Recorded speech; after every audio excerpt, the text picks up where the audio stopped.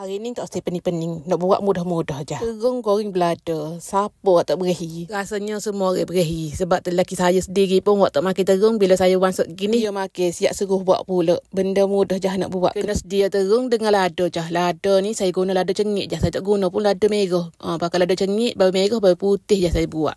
Mula-mula ni awak goreng dulu terung. Yang kerak-kerak gini deh. Goreng terung pastikan dengan minyak yang panas. Minyak betul-betul panas baru goreng terung. Barulah terung kita ni comel. Tak lembek totek orang panggil. Goreng pula goreng mentah je. Jangan duk goreng lama. Kalau goreng lama je lembek juga. Goreng mentah je. Dalam 2-3 minit. Lepas tu cukup 2-3 minit kat akak lah.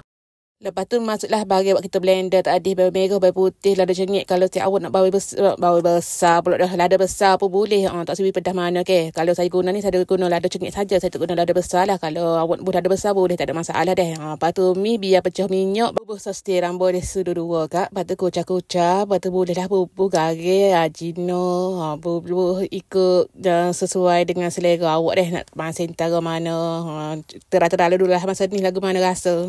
Lepas tu kak bubuh lah terung kita goreng tak ada. Kucah-kucah 100. Lepas tu molek dah lah ada dengan terung tu. Boleh tutup api lah. Boleh dihidangkan dengan nasi yang panas. Selera molek pakai gini. Awak pakai gini.